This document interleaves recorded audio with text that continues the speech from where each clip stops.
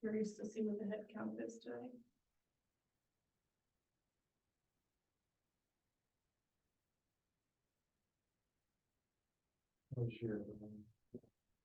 What's your family's? I survived.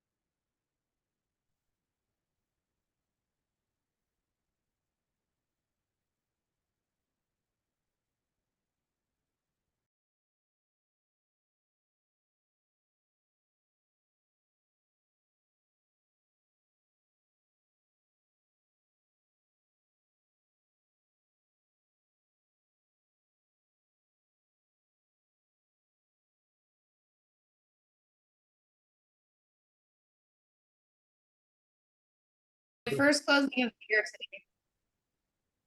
Say that again, Melissa. First closing? is today. Wow. I'm probably, I bet you are the first closing of KW Revolution also. So for the year, that's impressive. Thanks. Who else has something good? Nobody has any great holiday story that they just can't wait to share? I have great news. This is Brenda. I have my first house closing pending in middle of January. Wow, congratulations. Thank you. That's always exciting. The very first one. Yep. That's awesome. Thank you. The excitement in this room is Taking a overwhelming. vacation, actually. Oh, I heard that. Tell me Yeah. more. Leaving next Monday, taking a train out west.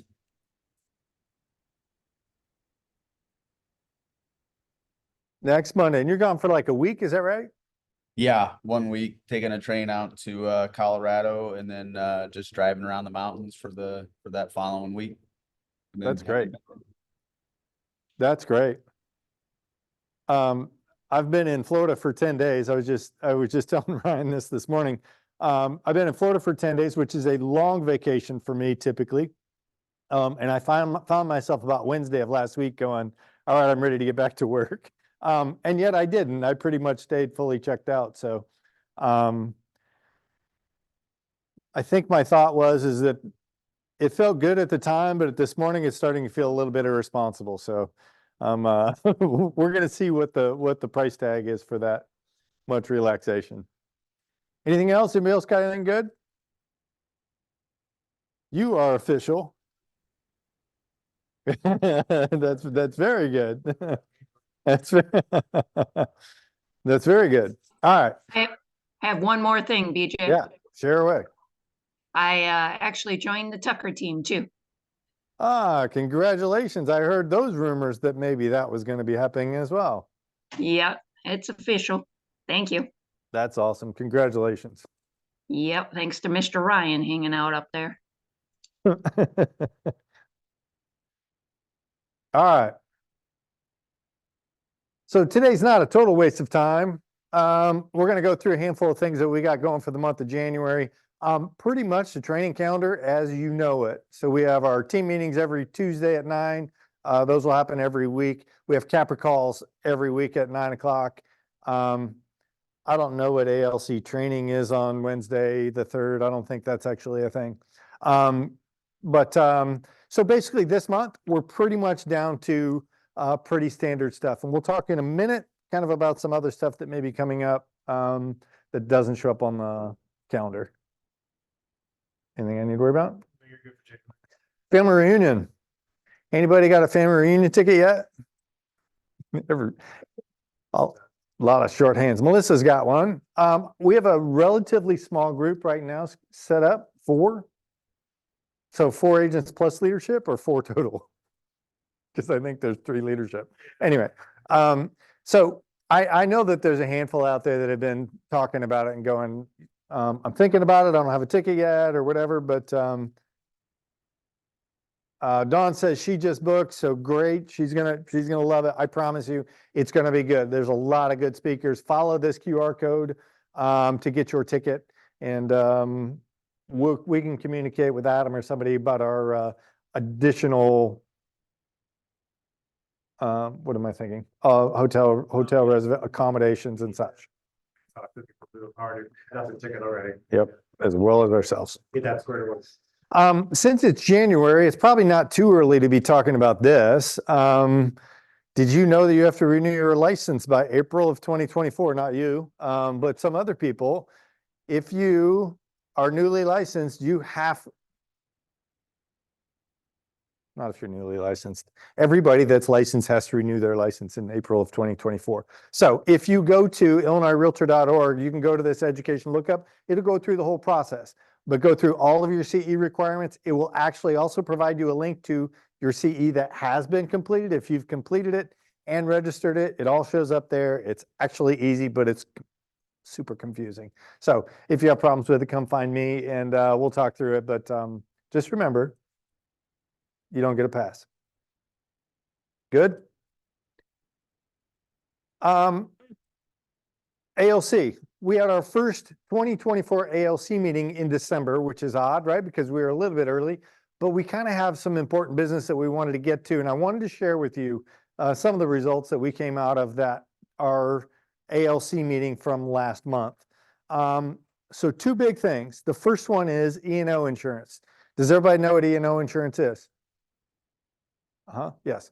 So everybody knows you have it, but I promise you that most of you don't have any idea how it works. So if I told you that if you get sued, meaning if anybody decides to make a claim against you and it goes to the E&O insurance company, get it? that you could be liable, actually, you probably are liable for a $5,000 deductible. Yeah, Jeff is a little freaked out. Oh, look at Lucinda's a little freaked out at the moment too. I'm sure your team leader will take care of it for sure, right? I mean, hey, and thank you for mentioning that, because yes, if you're on a team, all of a sudden this brings into a whole new conversations, right? Which I'm not ready to get into today, but I do want you to know that right now, this is what the ALC is working on. The E&O policy shows up in your independent contractor agreement. Okay, and I know that most of you don't even have any idea that you signed an independent contractor agreement. So what happens in your independent contractor agreement? It spells out all the details of your relationship with the market center, all of the details. And that one of those details is that if you get sued and you trigger the deductible from the E&O, that you are responsible for it. Okay, now here's what I want you to know out of that. The ALC is reviewing that policy right now. We had some instances in 2023 where we actually had 2 claims in 2023 that triggered both of those a $5,000 deductible. Okay, so that created this conversation because yes, just like you, agents were caught off guard. And here's what we know. We don't think that that's right. I don't ever want any of you to be surprised by, hey, this is coming up, or I had no idea that I was actually even liable for it. That's why we're creating this with the ALC. They're going to go through, review that full policy, and we're going to come up with a new policy that is both equitable for you, equitable for the market center, and fully transparent so you kind of know what you're getting into. Does that make sense? Here's what I want you to know. It's likely if you are in this business long enough and you do enough transactions, you will get sued. That's just the way it is. I'm not even saying you'll do something wrong. I'm pretty confident that everybody I'm looking at right now is going to behave on the up and up. In fact, you'll probably get sued and win. But guess what? You still get sued and it still costs you $5,000. So at some point, this becomes part of doing business as a real estate agent. That's horrible, isn't it? Okay, so all I want to do is get that out there. So this policy, if you want to read what's existing here, send me an email and I'll send you a copy directly of what the policy is. Other than that, just know that our January ALC meeting will be in review of an updated policy. All right, so again, we're trying to come up with something that's more equitable for agents and the market center. Because the market center can't bear the $10,000 cost either, right? We're gonna have to share it somehow. So that's where the ALC comes in. If you have questions or comments or specifics about that, go find an ALC member and have a conversation with them. Make sense? All right. The other thing that we talked about that we want to make sure that we get relatively quickly are a couple of additional disclosures. This is hey, if we know we're going to get sued, let's make sure that we've done everything we possibly can to protect ourselves and do everything right. One of them is going to be the attorney review. I know that there are places in the contract that you can decline an attorney review. There are some clients out there right now that are saying, well, my agent told me I didn't need an attorney, even though they've checked the box. So what we're looking at is that, hey, would it hurt us just to have one additional disclosure to make sure you've had a legit conversation with your buyer or seller? Okay, so that's going to be one that you'll probably see. The other one is wire fraud. If you're familiar with what's going on or has gone on with Chicago Title, agents have some liability in this. If you pass on an email, or if you're copied on an email, or if you're whatever, again, this is about getting named in lawsuits. So if we have an additional disclosure, I don't know that it absolves us of all responsibility or absolves us of all liability, but it couldn't hurt. All right, so we're going to look at some additional wire fraud disclosures as well. There's a whole 1,000 things that we need to look at and tie up and button up. But again, I want you to know that this is some of the beginning of the business that the ALC is going to be hard at work at doing in 2024. So if you have some additional things that you want or need or think about, I would welcome you to go find an ALC member. Come find me. You can always do that. Also, if you want to attend the ALC meetings, come in and hang out, listen to the conversations that are going on. This is about creating a company that's built for you. So thoughts, comments, questions? Use the box. So when we had that issue with ours, but I thought, and maybe because have we changed D&O since then, companies? We have. Every time we get a claim, we have to change the E&O companies because they drop us. So, So we had our issue, is it like, if we gave a home warranty, so that helped, we had Yeah. it on our like, our association contract. And the buyer, we had an inspection. Yep. And so those three things also helped us. 100%. Here's what happens when we get to an E&O claim. What happens is generally somebody files a suit and says, we don't believe that your agent acted in our interest for whatever reason. The insurance company at that moment will call us and say, send us all of the paperwork. So what we do is we get into your .loop file and we upload all of the documents that are in .loop up to the insurance company. So think about what that is. That's your contracts. That is your all of your inspection agreements, right? So any of that paperwork that you've put together, we need all of that to go to the E&O company. In one instance in my career, I've had the insurance company come back and say, the file looks so good, we don't believe that you have any liability. We're going to go ahead and take care of it, and did not charge us a deductible. I have had that one time. So I don't know if that still has not happened to us since. But yes, here's what I do know. If you don't have all that paperwork involved, guess what happens? The insurance company says, oh, sorry, no coverage for you. If we can't provide them a contract, if we can't provide a listing agreement, if we can't provide a dual agency agreement, an inspection, if all of those pieces, at some point they're going to go, hey, sorry, it doesn't look like you guys were being very professional here. So yes, having our files in order is super, super important. Other questions, comments? Everybody sufficiently scared and frightened about insurance? Don't be, don't be. And truly, lawsuits are just a reality of life at this point. So don't be afraid of them. Do get your paperwork in order and make sure that we're on the up and up.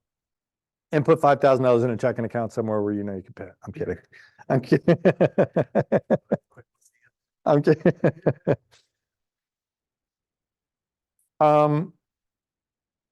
I want to talk a little bit about, this is about momentum basically, but here's what happens to me. I'm standing here on January 2nd, 2024. Does anybody feel like they're starting from an absolute stop? If you don't, I do. I mentioned that I've been on vacation for 10 days. And I'm feeling it. In fact, I mentioned to Ryan this morning that it feels a little bit irresponsible to me all of a sudden. And that's because I feel like I'm just at a standstill right now. So here's the challenge. How do we get into motion? And I started thinking about this. And the reason I have a picture of a jet taking off is because if you've ever been on a jet, you know that you sit down at the end of the runway and you're at a complete stop. And what's the pilot do? First things first. Right? The pilot, they will actually get on the intercom and they'll say, we're going to dim the cabin lights for takeoff. You ever notice that? I don't know if you've ever noticed, but did you notice that they turn off the air conditioner? Yeah.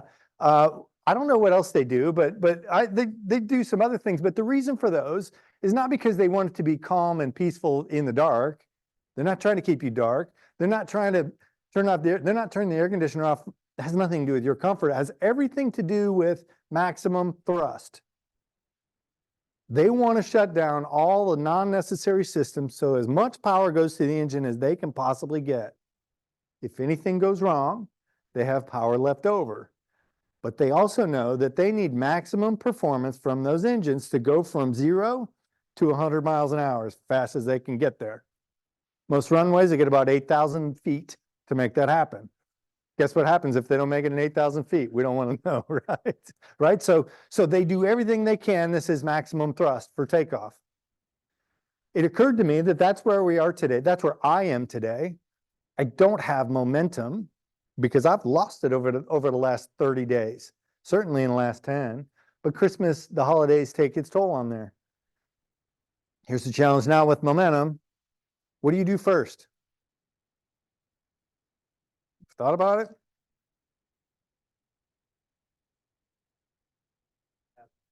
Oh yeah, dimming the cabin lights, right? So Adam's right. What are the cabin lights that you need to dim? Right, because today you're going to step out of this meeting and somewhere along the way, you're going to go and are you going to get distracted by the things that easily distract? You see, I'm out of the habit of doing what I normally do. So I get two opportunities. One is to go build a new habit, but in order to do that, I have to really dim the cabin lights. How do I do it? How do I turn off the air conditioner so that I can just focus? Problem number two, what do I need to focus on? Do you know?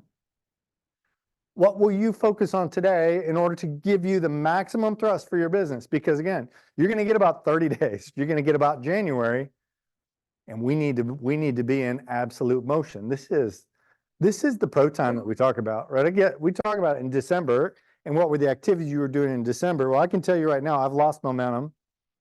So now I need to go get it back.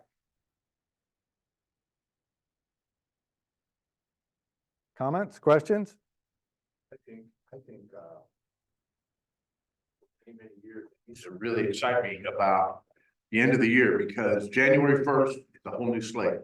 We get to create whatever we're going to create for the next year. And I think part of it is going back to the basics.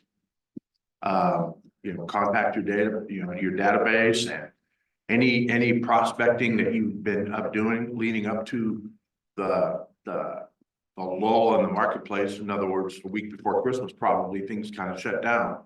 Go back and reach out to those people and go back to the basics. Do all the things that you did to get business back in January, February, March, April, the year before. And I know that's a little bit more challenging this year because we're in a different marketplace, but there's a lot of positive things going on, like interest rates have dipped a little bit. So there's an opportunity to have a conversation. So I always look at it as going back to the basics. I agree with that. Right. So what is the maximum thrust for your business? Honestly, as ridiculous as it sounds, I started thinking about the 201 Club. This is your database. Who are the 201 people in your database that you need to be talking to that you can have that conversation with today? That is your maximum thrust. What will make the biggest difference in the month of February are the people that you talk to today. Crazy? And how simple and easy does that sound, right? Everything in me wants to go, oh, you know what? I think I'll just go update my database, or I want to go update my website. Maybe I need to order some new signs. It is 2024, right? I could use a little refresh. Maybe I need a new business card. These are the dim the lights things. Get rid of all those extraneous things and go for the thing that produces the maximum thrust today. It occurs to me that sometimes that's the hardest. Sometimes that's the hardest, right?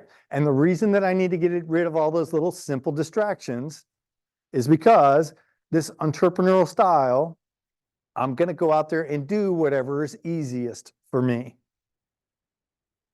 Right? What's easiest for me? Update my website. What's hardest for me? Decide to make 30 phone calls today. What's the difference between being purposeful? What's the difference between finding a new ceiling of achievement? Is doing the one thing that produces the maximum results. I feel like I'm preaching this morning. You're welcome. You're welcome. Okay, so what's your one thing, Chatty?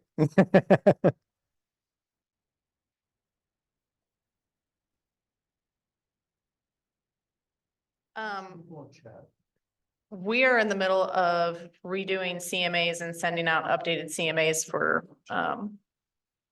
all of our sellers, past sellers and buyers and things like that. CMAs for past buyers and sellers. And what do we do with them? What do you mean? For those of you that don't know, we've been using HomeBot for about 2 years and it's awesome. It sends a monthly email to these people every year and it kind of acts like Zillow's estimates in the terms of like it'll update itself automatically, but you can go in and tune the value yourself. So right now I'm going in and making sure that everybody's CMAs are adjusted correctly and they're at the right value. So if I wanted to create maximum thrust out of that simple CMA strategy, what would you do? Adjust their CMA and HomeBot, it sends them an email instantly. Tells them what their new value is, Okay. even if they've already gotten their monthly email. And if I wanted to get super purposeful about my prospecting and my database game, what would I do after that? Give them a phone call. Oh. Seriously, that is the hardest thing. I don't know about for you guys. It is the hardest thing. I know it's not for Ryan. He lives for that. And I am absolutely convinced that until we get purposeful in doing what comes on naturally, we are not going to make it. That's not a true statement. That was dark. Yeah, yeah, that's not the way that I mean it. Our year won't be as good as it could be. And so if I want this to be the best year that we've ever had, it has to focus on doing what comes unnaturally. And that starts to look like, how do I reach out to those folks and say, hey, I sent you a home and I sent you some valuation update. I'm curious, do you have any questions about what's going on in the market? Easy. It is an easy conversation. Instead of just calling, going, what are you doing? And you have value, yes. Oh, hey, I'm sorry, I haven't talked to you for 4 years. Do you get it? Talk to me about something else. What will you do? What is your one thing that will provide you maximum thrust? Because it starts this week, you know? I mean, it actually starts today. Nothing. Did anybody start anybody do the exercise thing where January 1 rolled around and then you go, well, I don't want to do it. I kind of did.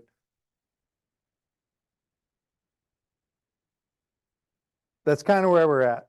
This is where the rubber meets the road, right? So if you don't have that one thing, I promise you, you need to have it. It can't just be, I'm going to prospect, because that's a little bit like, I'm going to start exercising on January 1. Right? Okay. But then on January 1, what happens? It rolls around and it's like, not feeling like it. It's different when we get very specific and purposeful with it. I don't need to say I'm going to start exercising on January 1. Maybe I just say I'm going to do 50 push-ups. And it's a whole lot easier to get off my butt and figure out how to do 50 push-ups. Maybe it's 10.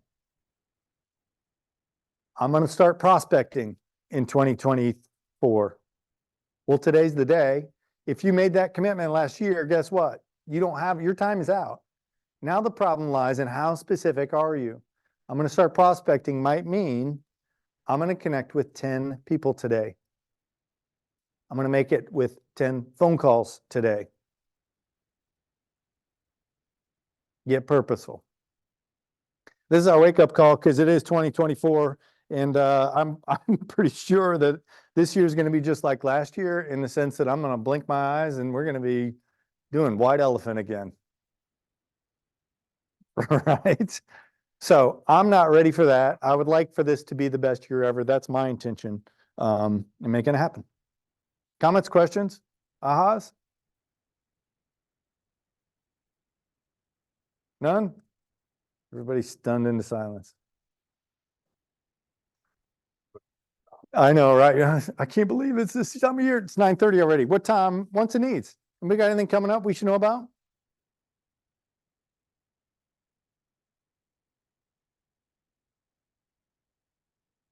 Silence. We've all been off for 2 weeks.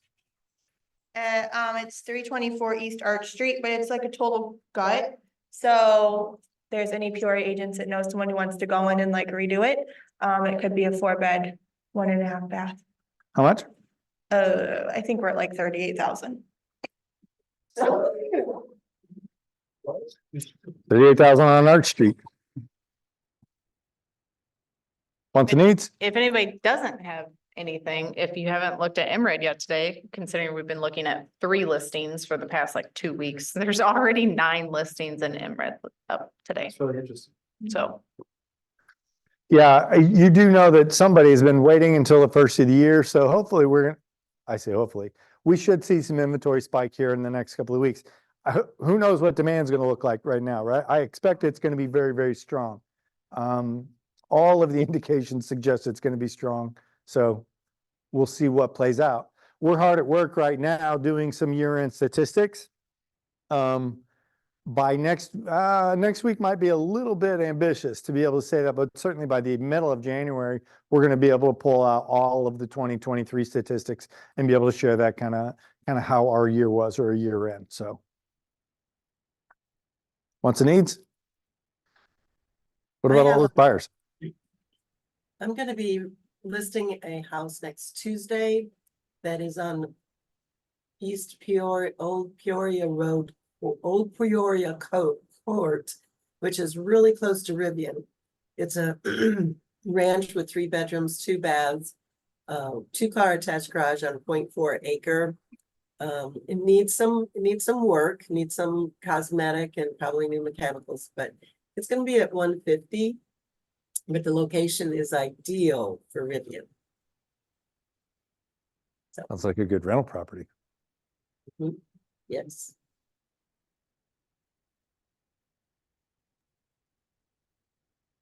Wants and needs?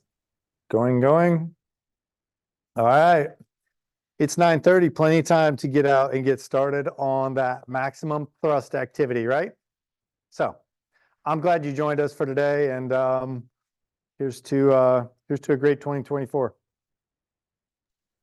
See ya.